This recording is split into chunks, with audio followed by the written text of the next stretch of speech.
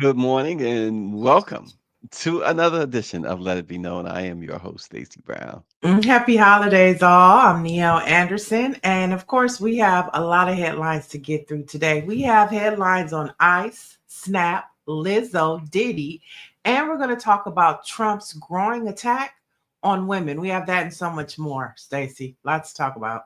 You know what's funny? Yesterday we had a meeting with the Washington Foreman staff was having a meeting, and we were talking about you, and nobody could remember your last name. I It's love a- it. no, but here's the thing. It was like and people was like, well, is it like Niele L.A.? Isn't that her last name? So two people said that.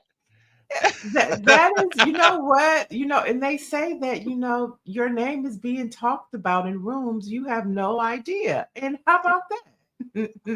Two of them. It was like 12 people in the meet. Two people was like, no, it's Neo LA.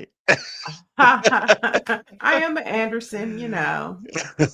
I was But you know, rolling. when I was younger, I always wanted to be known by my name, no last name needed, just Niele.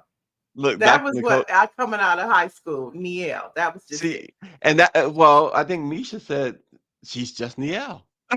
I like that, Misha. Thank you. And Dr. Nicole says, dang, even I know her last name. Thank you, Dr. Nicole. What does our producer have for us this morning?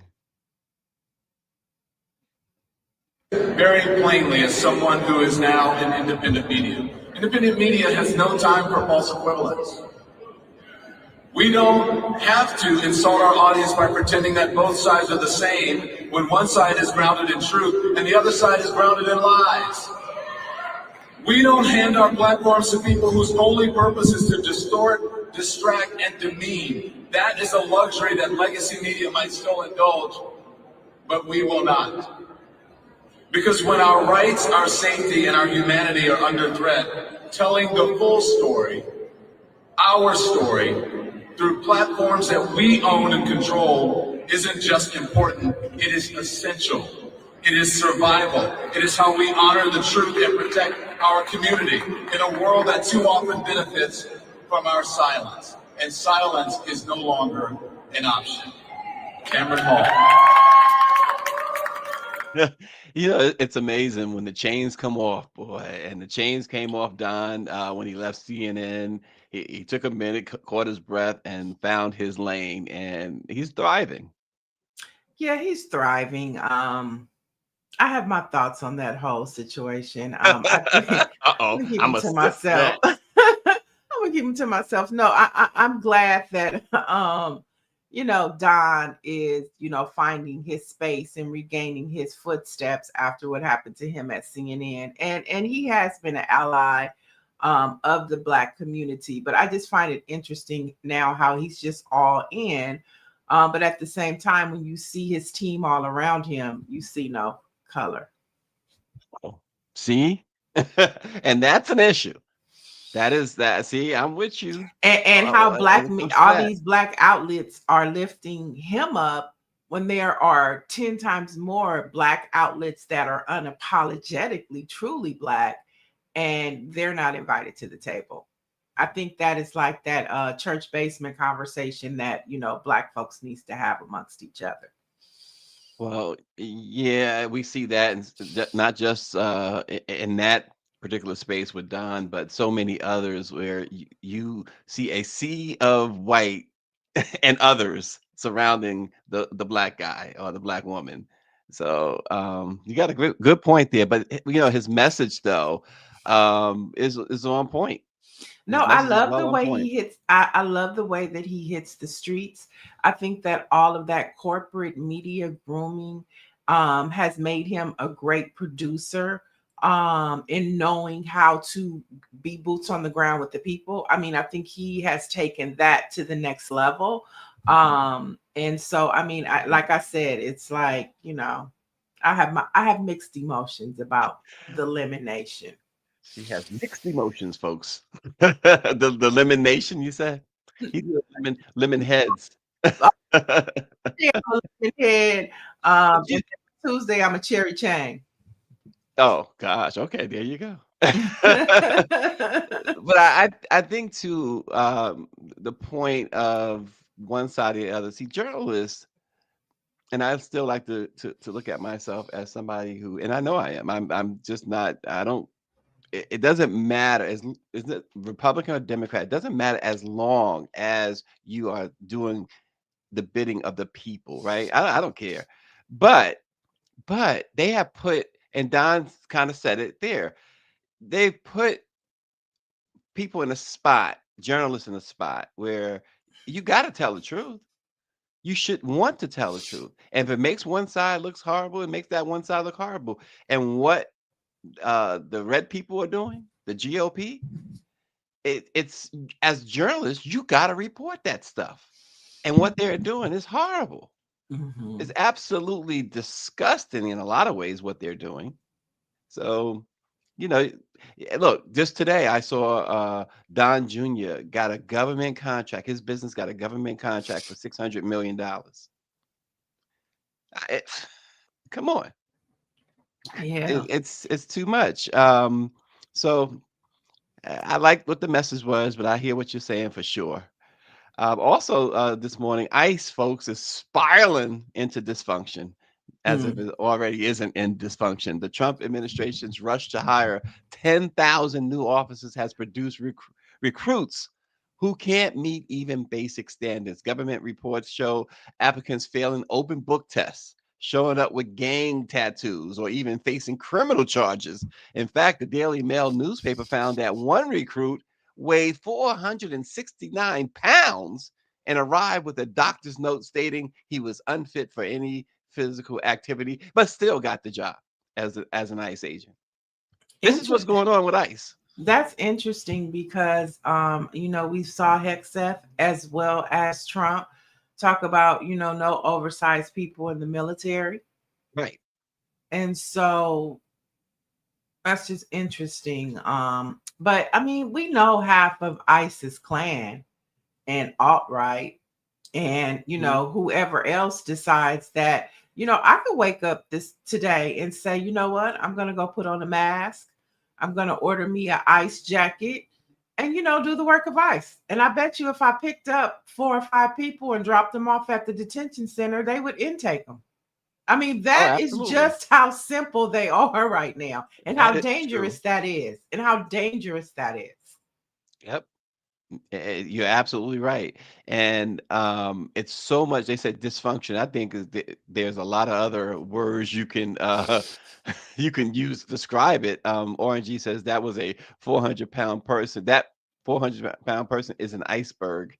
Um I, it's like, but it shows you, I think a 469-pound person going to apply for ICE, it shows you just how unserious it is for this administration is.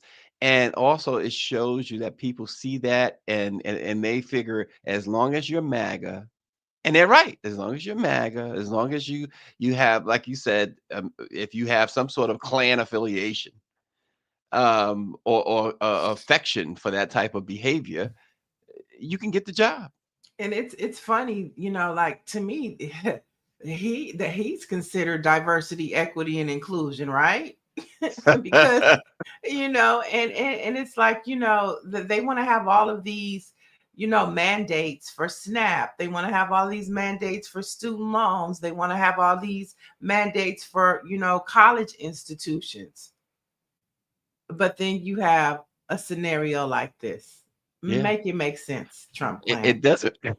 It will never make sense. And also, in addition to that, you're talking about the facilities. The facilities are unlivable for the most part, is what the government report found.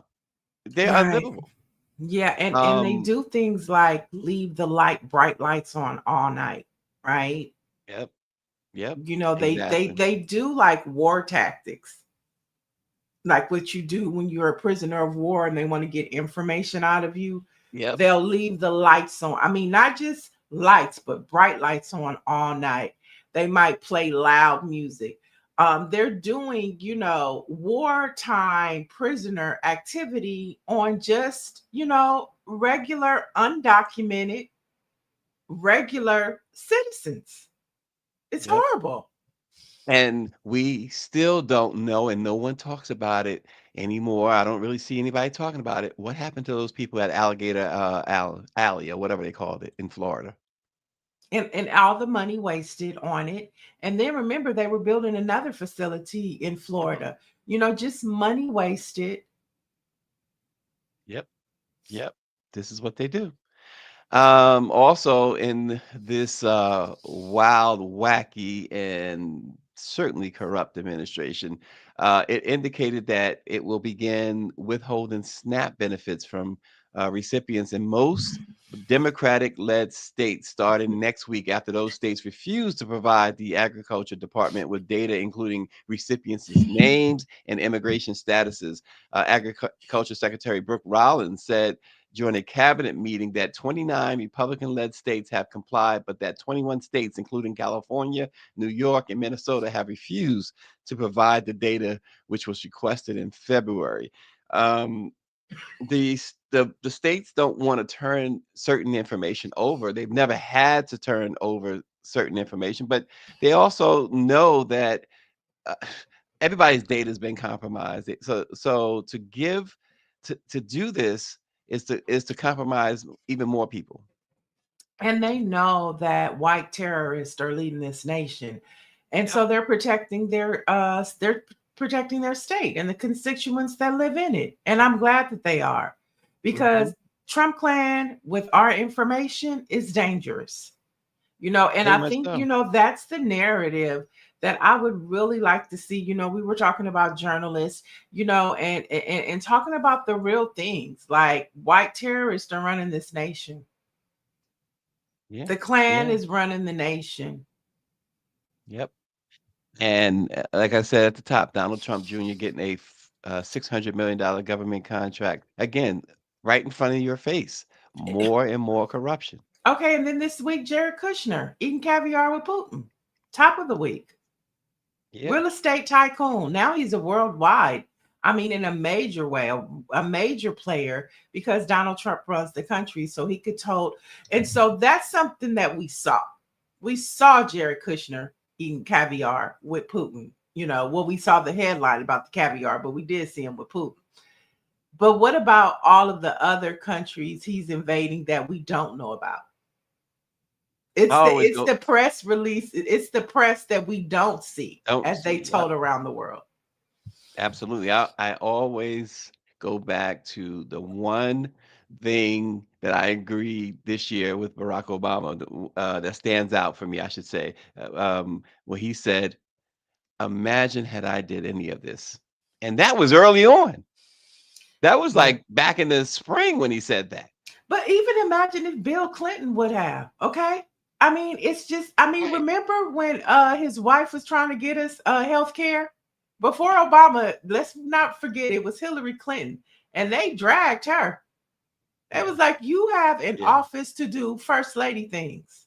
You don't have an office to do policy. Yeah, yeah, I remember that well. Exactly. Listen, even George W. He would not have been able, with Dick Cheney at his side, he would not have been able to do half No. this stuff. So, Dick Cheney did all of his stuff like most of what the Trump boys and the Kushners are doing now. He did it in secret. You know yeah, what I'm yeah, saying? He did it in yeah. secret. Well, Dick Cheney will take you out to the to hunting, and you'll be the prey. So, But remember how we thought he was horrible? We didn't realize it could get worse. yeah, yeah, you're right. I'll leave it at that. And more fallout from this DE&I situation. AT&T has now pledged to shut down all diversity, equity, and inclusion roles as it seeks the Trump-controlled FCC's approval for a $1.2 billion spectrum deal. This is not a quiet policy shift. It is part of an aggressive federal push where the FCC chair installed by Trump is conditioning major telecom transactions on the elimination of DE&I across the country. T-Mobile and Verizon have already complied, and now AT&T says we're going to comply too. because they want the spectrum deal. Yeah, yeah, And they're doing it right in our faces. And I think, exactly. this is like where, consumers, we're not really, owning our power. We're not owning our power. And I'm trying to figure out when this shift will really happen, when we understand that. I mean, I'm a Spectrum holder and I'm an AT&T holder. Hmm. Wouldn't that be amazing if all of us AT&T, people, and Spectrum, we just said, hey, no, we're not gonna do Well, it. yeah, yeah. I'm gonna So, go give me a Boost mobile phone. there you go. There you go. All of the focus have been on the like Target, but these other companies, my gosh, what Dr. they what Boyce Watkins brought that up yesterday. He was like, it's strange to him that we're only focused on Target, and he listed all of like maybe 20 other companies, and he was like, why are we just focused on Target? I don't know if he was taking a shot at Jamal Bryant, but he posted that within the past 4 or 5 days. I saw it. yeah, because if you focus on one entity and it's like anything, if you only focus on one thing, so many other things passes you by. And or you miss so many other things. This is really something that they're saying, look, we going with Trump because we want this deal. Right, right. So again, to me again, it brings it back to previous conversations we've had. We folks need to really focus on supporting each other. And recycling black dollars. Our dollar is the least to be recycled. Asians recycle their dollar like 10, 12 times. The Latinos, they recycle their their, Latino or Mexican dollars here in LA. But we are the least to recycle our dollars. Hmm. And I Yeah, believe that's exactly. by design. I saw Mike V said, but what does DEI have to do with the merger? It seems so spiteful. And I really think that these people don't care so much about, I don't think they have a problem with DEI. It's all about what they're trying to gain. And Donald Trump is using the FCC as a weapon. If you don't do what I say, then you're not going to get what you want. And Hmm. so the corporate executives say, the hell with the people. We want Spectrum. And so if they want us to get rid of our community department, that's what we're going to do. Right, If they right. want us to get rid of, whatever department within our company, if that's what Donald Trump wants for us to get this merger, they're going to cut it. There you go. Um, let's try this one on for size. Niele. Lizzo thinks everyone should be canceled at least once. She says, "Live like the internet doesn't exist after being." She says she lived like the internet doesn't exist after she was canceled. As she says, more times than she can count on one hand. She opened up. In a story published by the Griot, and she recalled the wave of backlash that she faced in 2019 after wearing a revealing courtside outfit to a Lakers game. It looked that featured cutout pants and a custom black thong. During the game, she was actually invited onto the court by the Laker cheerleaders to dance to one of her songs, and she remembers the arena erupting in applause and support. But by the next morning, she said the narrative had been flipped. So um, live like the internet doesn't exist. Greer says she agrees with that. And listen, I don't have a problem with that either. But this idea of being canceled, should everyone? I mean, what do you think about her advice there? I mean, well, like that's rich people cancel. When you lose your job, look, when people lose their job, they cancel. So I mean, you can get canceled on multiple levels, homegirl. It's not just about the internet. You know what I'm saying? Who cares if you're canceled on the internet? What's more important, you don't get canceled on your job. I mean, there's levels to being canceled. You could be in the choir and can't sing, and they say, okay, maybe you should usher. That's being canceled. There are multiple levels of being canceled in this life. But I remember that game, the flip to the game, and I thought she was doing way too much. I mean, I wouldn't say I canceled her, but I thought it was very inappropriate. Now, if But you isn't call it? that being canceled because what you did was inappropriate, maybe you should have checked what you did. Did she do the splits too? And then she had her booty cheeks all on the seat. Other people have to sit there. I mean, girl. But as Greer points out, this is this canceled. This is celebrity talk, right? And so Right. celebrities. Yes. Her But cancel ain't our cancel. right, but that's not the only reason why she was canceled, right? Wasn't she that whole thing with her dancers and stuff, the lawsuits and all that Yeah. started coming out about how she was treating them? That Yeah. wasn't that the basis of her? I Yeah, didn't that was know the that. base. Yeah. You're Okay. right. You're right. You're right. You know, Yeah. Yeah, but the bottom line, people go through shit. Okay. We all go through a situation to where, cancel is relative. You know what I'm saying? She's basing this all on, I guess, social media because that is part of her business. But I mean, Yeah. that's bubble talk. I'm That's sorry, who? bubble talk. Like, people like they're in the clouds. She's in the bubble. That's bubble talk.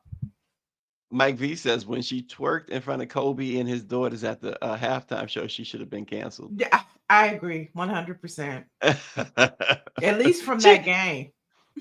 she seemed to have went through a period there, and this wasn't that long ago, right? Where just seemed to be really out of control almost. I mean, like she was just doing stuff that just didn't seem to make a whole lot of sense. I mean, I think it was more so about her writing for, big girls, which was a Mhm. beautiful thing. You know what I'm saying? And so she was saying that you could be voluptuous, you know what I'm saying? Have meat on you, and it's fine. And everybody was like, okay. But then she turned around and went on the Ozempic and lost. So it's like, girl, pick a side. I was gonna say that. Didn't she turn around and get the shot after all of that? Right. And now she Oh want to talk about God. being canceled. I thought you was Oh riding boy. for the big girls. And it was a beautiful thing to see. We love to see Liza with her voluptuous body playing that flute, and it was like, okay, she was new, she was refreshing, Oh man. but we also too didn't want to see her twerk like if twerking in front of Kobe's daughters and doing the splits and all of that. That was a bit much. It was a bit much. You know what we didn't talk, and I don't know if you plan to talk about this at all. So if you do, stop me. Megan Thee Stallion. No. Mm-mm. So she won her lawsuit, but then the judge reduced it just yesterday. Uh, Okay. the, ju- yeah, he threw out one of the wins that she had against the I guess the blogger or whoever it was that offended her. Hmm. But I I think don't you think it's time that folks leave that incident with Troy with what's his name, Tory Tory Lane, Lanez. just leave it alone? Leave her alone about it anyway? Well, because there's a lot of mixed reviews on the streets. You know what I'm Mhm. saying? Some people are team Megan, some people are team Tory. Some people knew, during COVID, there was a lot of drinking and drugs going on. Okay. The statistics show the alcohol sales went up and you saw it happening. And so there are two stories going on there. I'm not involved in any of it, but I think that's why you still see so much going on because everybody doesn't think that Meg Thee Stallion is a victim. She I'm was not shot. saying that she every Somebody shot her. I just said what I said. Everybody doesn't believe that Meg Thee Stallion is a victim. I'm not saying that.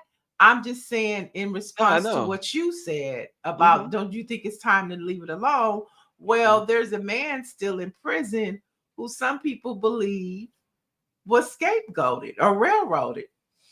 Okay, so they don't believe. There's people who believe that he didn't shoot her. Somebody shot her. She didn't shoot herself, right? Is that a No, thought out there?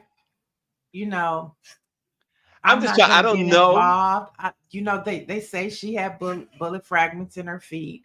But some people say it was Tori. Some people say that it wasn't. Some people say it was an accident. Some people say that Meg went back for Tori. She went back. There was a lot, like I said, there was a lot of drugs that night. Mhm. There was a lot But of alcohol that night. She but got somebody kicked did out of something illegal, and she they got fired kicked. a They were shot. all doing illegal things. They were doing illegal drugs. Meg was Uh, sleeping with her friends, man. Kylie Jenner kicked her out the house because she was out of pocket. And Kylie instead Jenner. of instead of leaving and going home, Meg went back for the smoke and she got it in her toe. I She don't got know it. who did it. I don't know who did it. I don't know what happened, but I'm just saying that there are two sides to the story. Right, but the one fact we know for sure is that she was shot in the foot, right? Somebody shot her in Yes, the foot. yeah. They said she had fragments in her feet, bullet Okay, fragments. so even that's in question is what I'm hearing, from you. Is It that was even just a even wild. that's It in was a question. Okay. wild night. It Okay. was a See, I don't know. wild I don't know. night. I don't know. And so it sounds like, there's And a and lot. and, and and since we're talking about it, you have to understand. Tory Lanez already had a short man's complex. Napoleon. And Napoleon. Okay. And one of the things that pissed Meg off, I remember that night. It was a COVID night, and live was popping. Okay. All we had was Instagram. Like either you were looking at D Nice or you were looking at Tory Lanez live because he was a little Mhm. risque.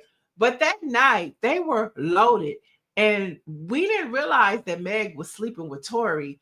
And Meg got mad at the way that he was engaging with Kylie. Okay. And so when she went back to get him, I can imagine how she tried to berate him in that car. Mm. I can imagine. And I'm not saying, by no means am I saying Right. that justified her getting shot. Right. But Right. I'm just understanding that when you mix alcohol, when you mix drugs, and you talk to a short man out of pocket, that's all I'm saying. So a couple quick things. Um Aquarius says there's a vertically challenged man in prison as he should be. End of story. Um, First problem, RNG says she was around a Kardashian. I would rather ride with OJ to Nicole's house before I hang out with a Kardashian. Oh, Um, I hang let out with me a tell you something. Kardashian. Let me tell you It, something. Them girls got money and they do it uh, big. Okay. I would love to go to Kris Jenner's Christmas party. Okay. I'm accepting the invitation. let me tell you, if Kylie Jenner ever talk about throwing me out of somewhere, please, that you gotta be to me. You gotta. All right, let's move on. They love black people. They love us to death. Oh, I Um, know they do. They done built the fortune off of us, right. pretty much. Yesterday, Kim and her mama was hanging and putting Instagram videos and TikTok videos with her, Snoop, and her mama. Now I saw a I'm clip of him on Law and Order with Ice T. Oh yeah, and not to mention Snoop and Daz Dillinger, his cousin, they are going at it. Oh, they're going at it. That's a whole nother story. Oh gosh, everything is going at it in California. What's going on No, with Snoop? this week has been a crazy week. You have Ray J, Beyonce, and Hey, what happened with Beyonce? What she do? well, basically Ray J went off. Well, he politely went on live this week and said, basically, this is what he said. Beyonce and Jay-Z, you didn't been to my sister's concert at least 5 times, and you didn't spoke to everybody but her. We love you and we respect you. But in a nutshell, he said, you show up to that concert one more time Uh-oh. and I speak to my sister, the next live is not going to be so polite. That's what I read in between them lines. Oh. Well, do we know that that's fact that they didn't speak? They spoke to everybody except Brandy.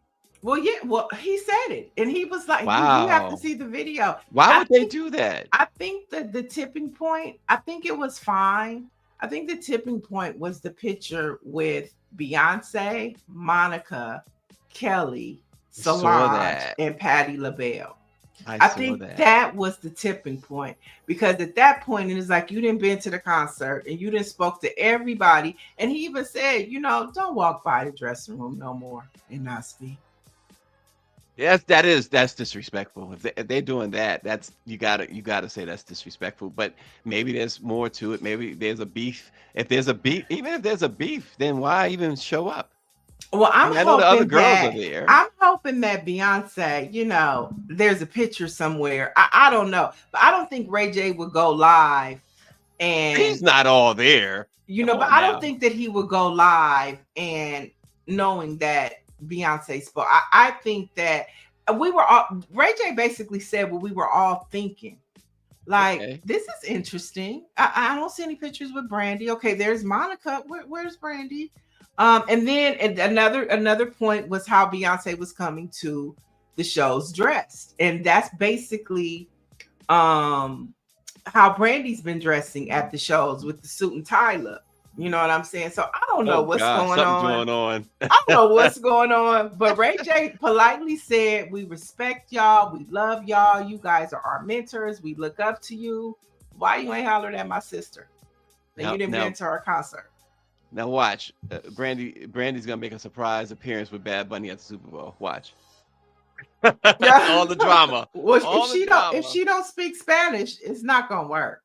All the drama building up to something. Okay, so you have that. You have that story. The other Uh-huh. story that's trending is Candy Burris and Todd Tucker. Okay. Okay. What seemed like a polite gesture of, a fair split. Now Todd is saying that he wants full custody of the kids, which I don't really have a problem with because Candy is on the road a lot, and I do think that he's probably the primary caregiver. But now he's questioning the prenup that we all watched when they got married. So, Oh, yeah. I don't know a whole lot about these people. I see their names on Candy and them. Then we have somebody from one of the Real Housewives on the show. Yeah, we did. From Atlanta, a couple of years ago. What was it? Phaedra Parks is who we had on. Her name is Phaedra. Phaedra. Phaedra. But see, I don't know much about this whole Real Housewives stuff. But didn't I see something where is it Candy who is now dating a woman? That's all allegedly. They said that they had a threesome relationship and Candy is now with the woman. But also they're saying that Candy caught Todd, saw some text messages with other women. And then there's also the factor of all of their Atlanta businesses are pretty much closed and she's in lawsuits. So like Old Lady Gang, the steakhouse, these are investments that Todd wanted Candy to participate in, and she did. And, if he was in charge of all of these businesses and they all have folded and she's still fighting lawsuits, that can wear and tear on a marriage too. Like, Okay. I gave you this to manage and you can't even handle that. What about this idea that he has another woman pregnant right now? Yeah, I mean, there's so many topics swirling, and I think that it's gonna all come out Mhm. because they're being polite, but they're also being like, it's a nice, nasty situation happening right Well, now. So, Michelle Madison, she says Candy Burris is a hot mess, and so is her mama. oh well, Mama Joyce already told us about Todd, so she's coming around the corner to in a minute she's gonna speak. But yesterday, Candy posted this I'm depressed, but I'm a survivor type thing. And all the ladies rushed to show her love, like all of her friends. You had Tamar Braxton, who was also trending this week because her and Funky Dineva are going at it. This Oh, week Lord. is a hot mess, okay? It's a hot mess happening. Open up a can of worms here because this. It's a hot mess. And yeah, I can tell Niele is she is plugged in on all this stuff. Well, I have to know what's happening. It's part I of my know. job. I know. I have to know these things. I'd prefer to talk about politics, but a little mindless behavior. Now, these two, Woo, child. Now Oh it God, takes here we Funky go. Dineva. I might have to get Funky on the show. It takes him to read Tamar. I mean, when I tell you, I do not want to get on his bad side. And we're praying for Funky About the way Dineva they because raised you, there or he didn't go. raise you, got you fucked up. In her recent post about Tamar Braxton, she claims that Tamar was her parents' biggest mistake, swears up and down that they did not raise her properly, and claims that there's something psychiatric going on with Tamar. I'm gonna take it a step further.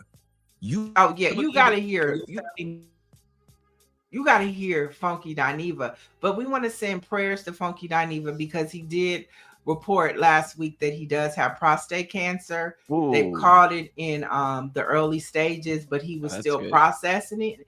And then he came out the weekend and he went straight for Tamar. And he said Tamar was messing around with Mandisi, which is Yandy Smith's husband from Love and Hip Hop Atlanta. This stuff staged. Some of this stuff got to be staged, right? For the ratings or something for these Real Housewives shows. Well, Tamar is not a housewife. Oh, okay. She's not a housewife, but something's going on with her and Mandisi. Yandy hasn't spoken yet. Funky Dineva, I don't know what's going on between Tamar and Funky Dineva, but to say that, Tamar was her mama's mistake. See, you was talking about somebody's mama the other day. Now somebody else talking about somebody else's mama. Y'all know that those are fighting words when you say your mama. Your mama. Trump's mama for sure. Look what Mike V is asking you. What's going on with Big U's son? Well, his son is unfortunately unalived. He's dead. Oh. Yeah, his son was murdered. I believe it was Halloween night. And he did ask a judge to allow him to attend his son's funeral, and the judge denied it. But he was able to watch a live stream of the funeral. I don't know if he watched it or not, but the judge did allow that to happen. Oh, wow. But he's still in prison. I mean, still in jail. I think he's still at the county jail. Oh, okay. How long you been there? Since he got arrested for all types of things. Ooh, Mary J said no drama. Yeah, I remember when I was at K-Day, Big U used to come up there. Big U, he was a bully. He used to bully the PD. There was nothing that Big U would come to the station. He'd get all the tickets if he wanted his artist on the radio. And he used to bully allegedly when basketball players and artists came into the city. He would tax them. Like you have, you show up somewhere and we gonna get you, or we could rob you, whatever. So yeah, it's a lot swarming around Big U, but he was a bully and he was a community guy, like most hustlers. Okay. Yes, Michelle Madison. I do watch Housewives of Potomac. Wendy Osefo is a colleague of mine. I won't say she's a friend, but yeah, we've had text each other. I booked her on several shows, and yeah, I just hate that she lives up to that Nigerian what do you call it? Lives up to the what they say about Nigerians. I hate that for her. I hate that for her. Okay.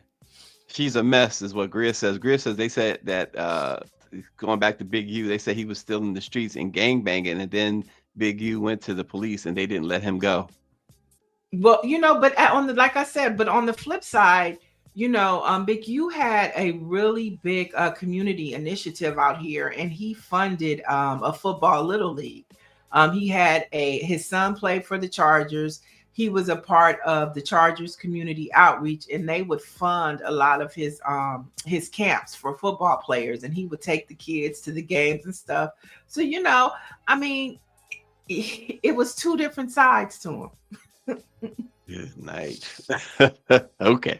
Oh, but to put a pin in Wendy. So Wendy and her husband, according to several reports, appeared in court day before yesterday, and the judge said that at first they were going to be charged separately. Now her and her husband are going to be charged together. Oh, okay. What else y'all want to know? No, I'm just.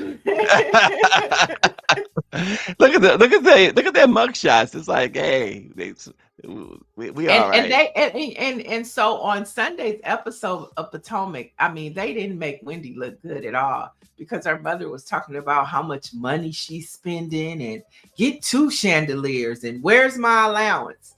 And so it just doesn't make her look good at all. It just really doesn't. This is hilarious to me. Wow. Okay.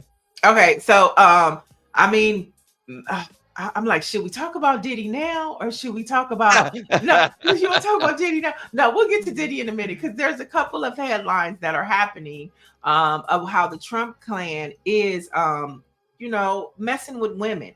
Okay, and we'll start with the University of Alabama, where 2 university-funded student magazines have been suspended, citing a federal memo on DEI. Now, the publications include Alice, a fashion and wellness magazine that primarily covers women, and 1956, a magazine that covers Black student life and culture. Now, they both were launched between 2015 and 2020, according to the university's newspaper. Now, Gabrielle Gunter, the editor-in-chief of Alice, said she was in the process of putting together its next issue when the team received the news.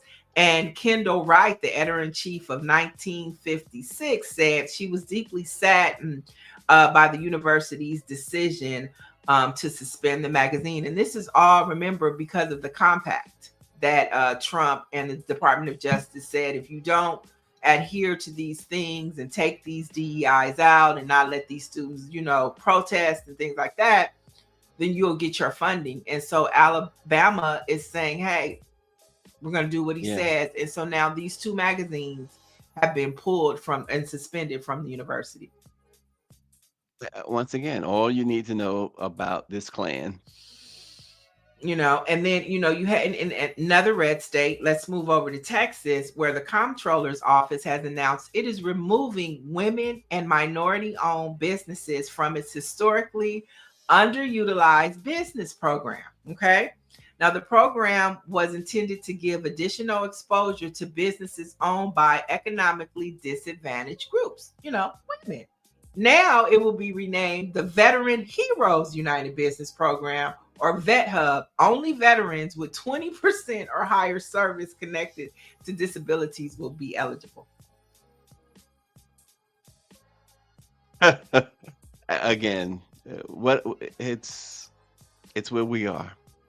So I'm just thinking about, I want to know how white women feel about all this, because now, it was minorities, but now women are minorities, but it's just not Black women. It's white women too. So now he taking your funding too. So how do they feel about this? Yeah, I would love to hear that. RNG says, once again, the university going back to Alabama, I guess, will not say anything about the diversity in their athletic department. Black bodies make millions for that university. Let's talk about that. Exactly. Exactly. So now the Trump clan is coming after women. Which, I think about that whole Esther project that, so they're continuing to roll out and make these changes. So, we need to really enjoy the holiday season, because we're going to have to buckle up for next year for sure. And finally, let's talk a little bit of Diddy.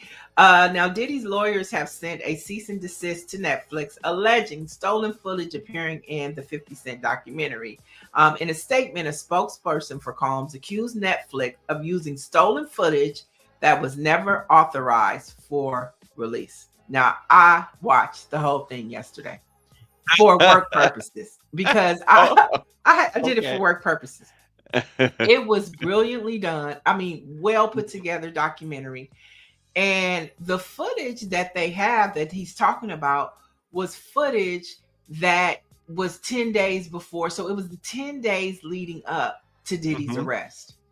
I mean, and it was very clear. I mean, you got in-depth insight. And the documentary is called Reckoning. And so you're thinking that this is going to be about, the whole trial.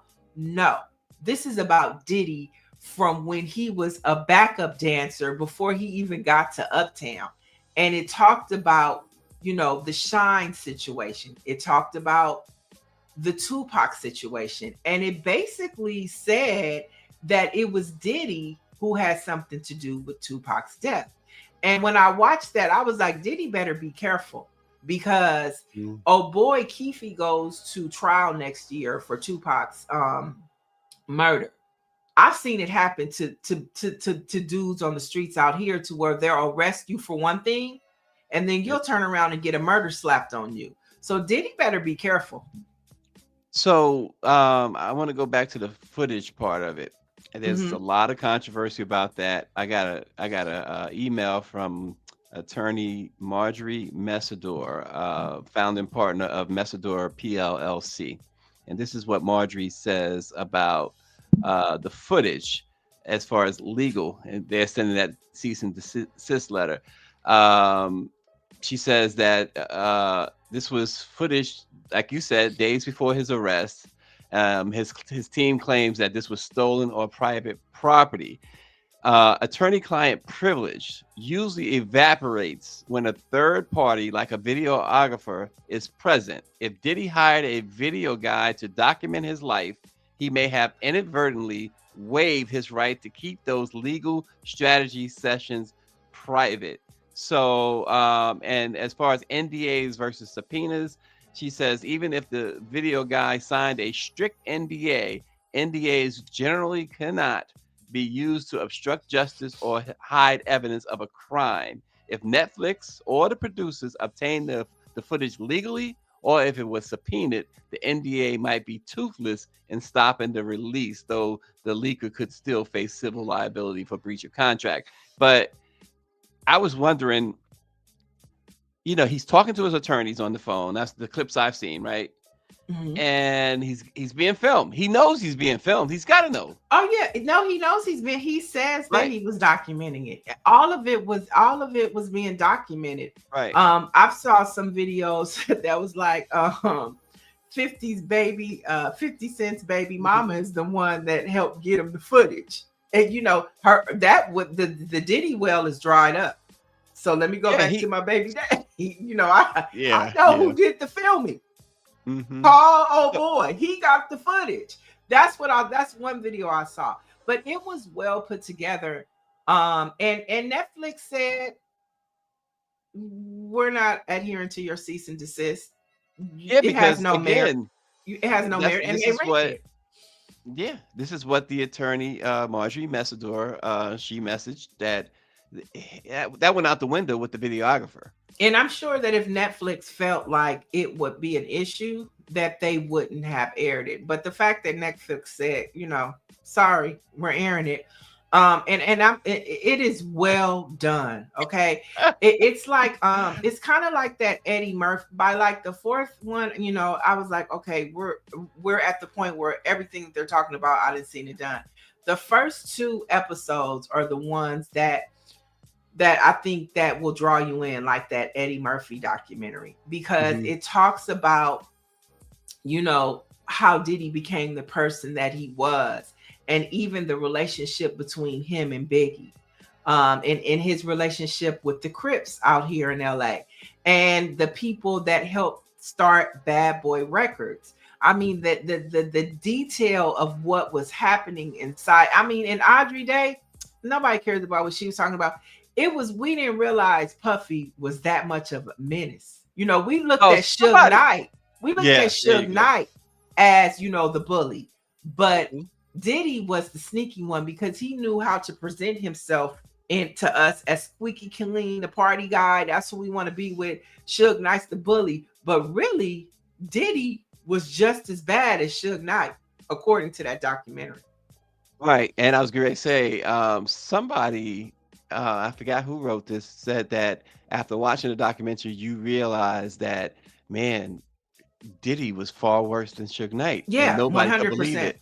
100%. 100, And I was never 100%. one to think that Diddy was this clean cut, nice guy anyway. I always thought he was what he turned out to be.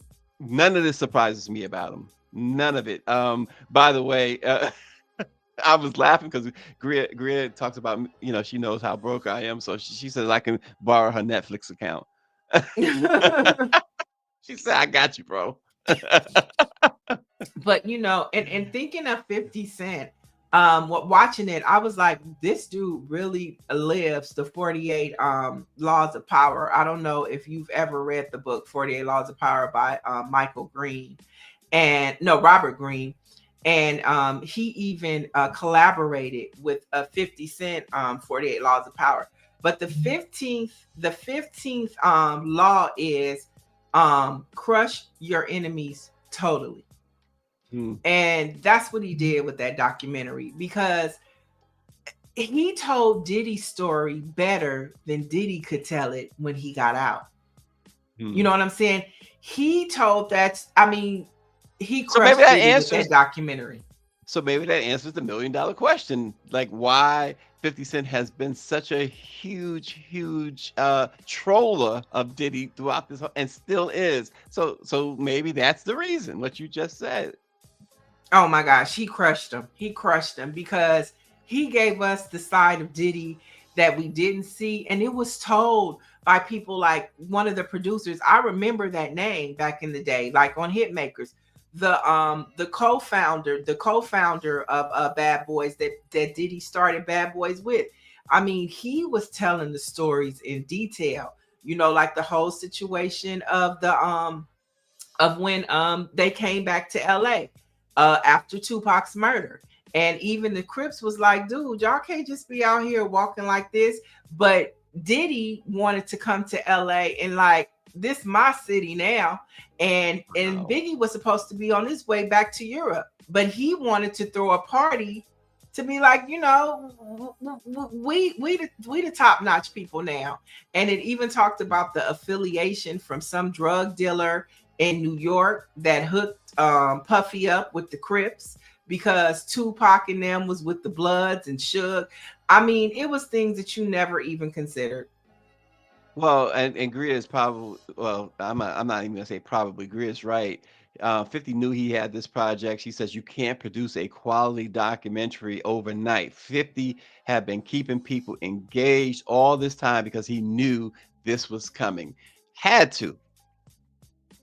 That is wow. The one thing that I walked away with was that Diddy should be very concerned about that Tupac trial next year. Yeah, he better hope he gets out of prison before anything happens, because if they can find a way to tie him to Tupac's murder, he's never getting out of prison. Never. I have a friend in prison right now. Same type of scenario happened to him. If they find a way to connect the dots, and the guy that is on trial for Tupac's murder, he's in the documentary and he tells you what happened that night. And he said that he was in a room with Diddy, and this is all I'm gonna say. I'm gonna let y'all watch it. He was in a room with Diddy and a whole bunch of Crips, and Diddy put a bounty on Suge and Tupac's head. And the dude was like, I couldn't believe he said that in front of all the Crips. He promised. He said he put $1 million bounty out, and they said he only cashed out $500,000 because Suge wasn't murdered. And then the dude never got the money because the middleman took it. Wow. The problem, see, what this guy Diddy made all this money on top of the game, and then why you got to bring the hood, the gangster stuff with you? Why? And but now it's crazy. You're in the music industry. You're supposed to be entertaining people. And it also reminded us just how many times Diddy had problems with the law. He had beat the Shine case. You forget about that. Right. Oh no, with Jennifer Lopez. Yeah. You know what I'm saying? And so he went to trial for that. Then prior to that, I had forgot about this, but remember the basketball game that him and Heavy D did? Yes. That's You know what I'm that's the saying? first time I ever heard of Puff Daddy at the time. And Eric Sermon said that is when Puffy was, put into the limelight. That's when he became Puff Yes. Daddy and he became popular. Yeah, it's the first time because I always we heard the name Puff Daddy, and I'm thinking it's gonna be I'm thinking it's gonna be this big, intimidating looking dude. When it came out with what happened at the game and everything with the trampling and all of that stuff, and they show a picture of him in the newspaper. I'm like, that little guy is Puff Daddy. So, Right. And in the beginning, they said he didn't drink, he didn't smoke. And then I understood what they meant about the freak offs. So the freak offs were early on. That was just like, because, of course, Puffy got the throwing of the parties from his mama. They said his mama used to throw parties back in the day, and everybody used to come to his mama's parties, and he would be in there dancing and everything. So he got that knack from his mother. But then he started throwing parties, and I think that's where the freak offs happened. But at this time, he was into women. So it was just like, because there was a girl in there that said that, she was at a party and then a video came out and she didn't know about it. So I think that's where the freak off concept came from back in the day when he used to throw these wild, elaborate parties and anything went at the parties. It also really underscores, and again, we talked about Eddie Murphy the other day. Eddie said it in his Delirious stand-up. If you are in that business, the music business, and you have any type of popularity, you can get anybody you want, just about any woman you want. These women, knowing stuff about Diddy, still came around Diddy, still, went to bed with Diddy, did what Diddy wanted to do, or whatever, just because he's Diddy, just because he was famous, just because he was in the music industry. And the funny thing, one of the funny things, come back, Greer. One of the funny things was, and then I'll pass it over to you, the Crips, that because when Diddy came to town, they said that he was with this girl and he was all in her mouth, and they was laughing at him because they was like, she done sucked everybody's woo woo. Oh gosh. And they was laughing at him, and they was like, you gotta know who you dealing with, bro. I mean, so he was just like, when I watched the documentary, it's juicy. So now I gotta watch it. I wasn't gonna watch it. Now I gotta watch it. It is. I mean, it is good. It is well done. But something else I want to throw in there. Now, I've known Diddy for a very long time. I used to work with him, but I want to say this. The other thing is, I watched him over the years. I think that Diddy has been also chasing the ghost of his father, who used to be a gangster uptown, right? He wanted to probably be badder than he was. You know what I mean? He wanted to get away with things because his father got killed in the street. Okay. He got killed in the streets. And so, even those parties that his mother threw, they were, you know what I'm saying? They was partying uptown with all the gangsters and things like that. And when her husband died, she wanted to continue that life, and so I didn't know about the parties or anything like that. I don't know anything about I knew about his father in the streets, but I didn't know about, what the parties his mother threw and anything like that. I knew that she was trying to make sure that she maintained the life that she thought they should continue to have after the father died. So she did a lot of different things to make sure that they were able to maintain that, right? Well, they address all of that. They do address all of that. But I do definitely want to throw that in there, that his father dying in the streets and being a gangster. I think that I'm sure that there's some sort of persona in his head about who he needed to be and who he needed to represent himself to be in these streets. Because he couldn't say that Howard, he left, we were there at the same time. But he left, he threw parties, he got popular, you know what I mean? And he left, but he wanted to find that wasn't for him being right. You know what I mean? She probably was trying to set him up for that, living a straight life. You know what I mean? Yeah. But he just, he couldn't do it. And just imagine being a young kid you know, I have a little bit of experience with that, with you hearing about your father being a gangster in the street and, you know, that sort of thing. Right. You know what I'm saying? And then, you know, I mean, you know, of course, I knew my father, and he had his time and he had his time. But my point is that, you know, I think he's that ghost of his father being this gangster and all of that. I think that has followed him through his life. Yeah, and they do address that in the documentary, and they talk about that, and they talk about how when his father died, his mother dressed Diddy in a chinchilla fur coat. She had him at the funeral in a chinchilla fur coat. And so all of those, you got to watch it, Greer. It is, when I tell you, it is well done. Yeah. Especially like the first 2.5, 3 episodes, it really gives you insight about how Diddy was jealous of Tupac too. And the night that he got shot, how Diddy pretty much set it up to where Biggie was pulled into a situation that he really had nothing to do with. It was all a setup. And Biggie knew nothing about it. Wow. And then the way that they do the scenes to where, you know, Diddy is acting like him and Biggie were these best friends, which was the appearance that we all got. And it really wasn't like that. Yeah, I It kind really of wasn't figured like that that. too. I kind of figured that, but I think Greer hit the nail on the head earlier when she said that 50 knew he had this project.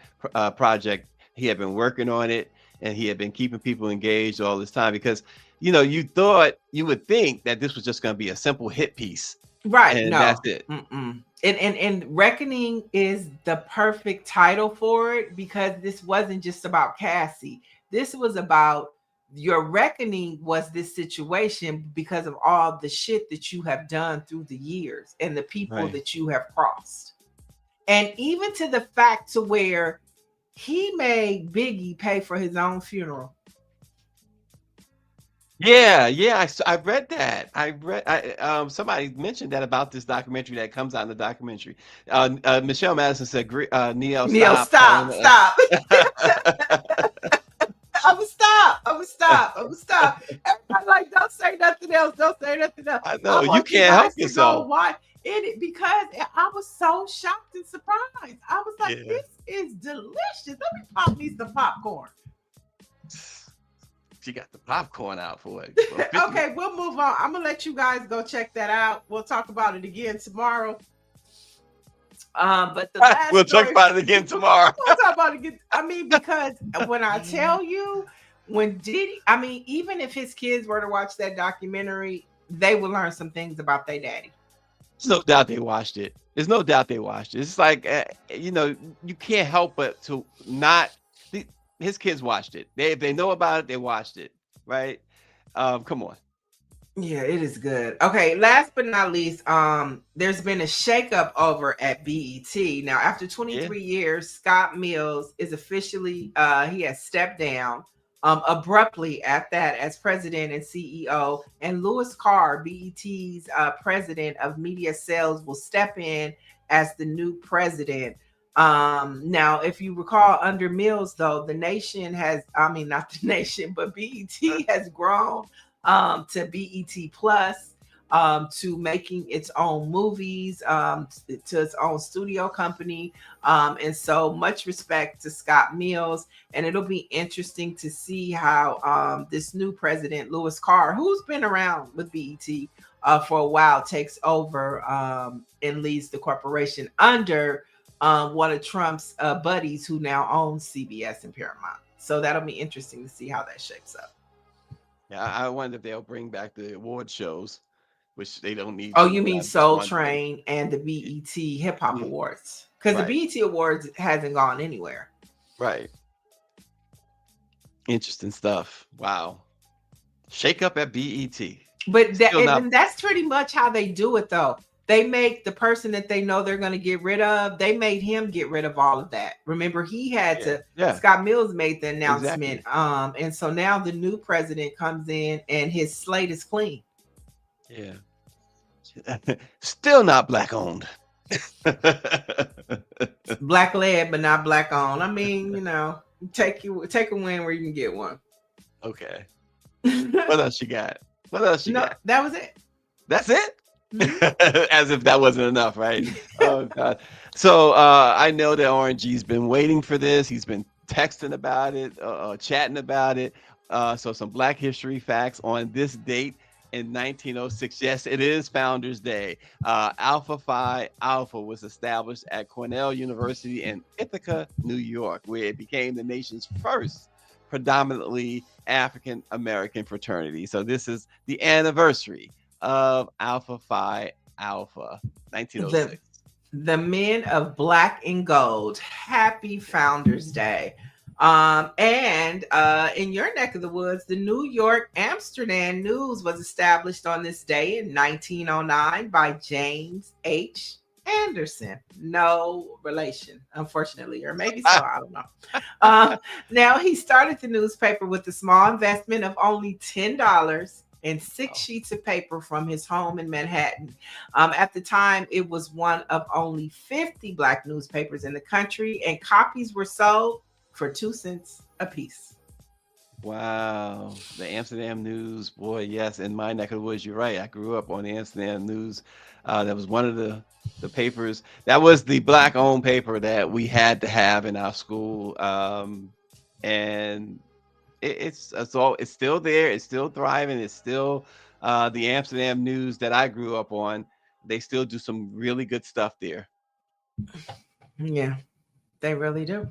And so, speaking of the Amsterdam News, which is a member of the Black Press, they have stories on Black Press USA that you can check out, as well as get your daily dose of Black news that informs, empowers, inspires. And that's all at www.blackpressusa.com. Hey, Oh, what's there up? you go. There he is. Oh, hey, Orangey. Hey, I heard the Nice Black to meet History you. fact. What's going on? You see what's Well- on my chest, don't you? Huh? Yes, I see. That is the original. That is the original. 1906, the founding fathers of Alpha Phi Alpha. That's at Cornell University. Are you a alpha? Excuse me, ma'am. Are you an alpha? Excuse me, Uh-oh. ma'am. I don't know. I'm asking. Oh, you just asking. Okay. I have to excuse you. I have to excuse you on that one. Yes, ma'am. I'm a distinguished gentleman of Alpha Phi Alpha. Happy Founders Day. That's why I was asking. I wanted to tell you Happy Founders Day. Oh, okay. I thought you was trying to be funny for a second. I was like, whoa, wait a minute. Pump your brakes. Look, I have on black and gold. I do. Oh, there you go, sweetheart. You got some kind of So common wait. sense. Thank you. See, she's got the black and gold, and I'm still repping you, ONG, because look, New Orleans. This is what I got That's on right. today. Yes.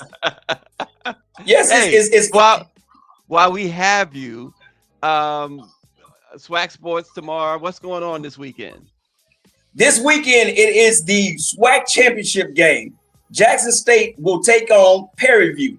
Jackson State is the defending SWAC champions and defending HBCU champions. Prairie View, first-time head coach, has became the SWAC coach of the year, which has upset a lot of people in the SWAC because Coach T.C. Taylor, not only is he the defending SWAC champion, but he's on the cusp of going back-to-back SWAC championships. So it's a lot of anger and a lot of trash talking going on right now. So 2:00 on ESPN2, I will be live streaming the game also. And it's going to be a big party because it's Founders Day weekend and we ready to party. But y'all got to pay attention to this game because Jackson State fans feel disrespected because their coach did not receive the coach of the year and the players did not receive offensive player of the year or defensive player of the year. So Jackson State, it has a lot. It's getting real tough right now to be on the internet. So if you're a Prairie View fan, you might want to stay clear from Jackson State fans. So I can't wait. Are you and Niele gonna put a wager on this game too? Listen, I tried to tell Miss Niele that Grambling did not have a chance. That is We the did fourth. have a chance. We lost by 1 point. We had a chance. Niele, I was at the game. Your field goal kicker missed 2 field goals within 5 seconds. Yes, they was driving down the field. They got in field goal range. The first kick, the Southern player ran into him. So they moved the ball up, 10 yards, and he tried to kick again and missed it again. So you had 2 opportunities within the last minute and a half to win that game. And in typical Grambling fashion, they lost. And to make it even worse, Southern had only won 1 football game that this past season. And this makes 4 years. Yes. And this makes 4 years in a row that Southern has beat Grambling in the Bayou Classic. We won the Battle of the Bands, okay? Halftime show, yes. Grambling did win the halftime show. I will. What's her name? I don't know her name really. Glorilla. Yes, I didn't know she was that tiny. She's a tiny little thing, but she did a real good job for the halftime performance. And but it wasn't JJ Fad though, right? No. It's only JJ Fad came to. I got 3 pictures with every single one of the members of JJ Fad when they came to New Orleans. Nice. 3 individual pictures. Do they still have it? I have them. I took the pictures. What do you mean? I said this JJ Fad still have it. Some of them, yeah, that was it. The crowd goes wild when they do that. When they first start, when they say I'm JJ Fad, I'm here to rock, and then everybody just goes crazy. So, oh gosh. Well, listen. On that note, we're gonna have to get on out of here. RNG, thanks for jumping on. Yeah, so nice to I mean, I read you in the chat, but to hear your voice, that's the gift. Nice to meet you. Watch them. You gotta watch RNG Swag Sports on YouTube. I will. I might check out the game. The game on Saturday. Yeah, come on up in here. Hey, we're liable to say anything up in here. I let guests come up on before the show, during halftime, and after the show. It's a real good time, man. And once again, happy Founders Day, and shout out to that new side chapter of Alpha Phi Alpha Spring Line 1994. And it's party all weekend long. All right, y'all. Thanks again. And don't forget to check out Don, since we're talking about the Celebration Bowl. If you're in Atlanta, you want to check out Don tonight. Tomorrow.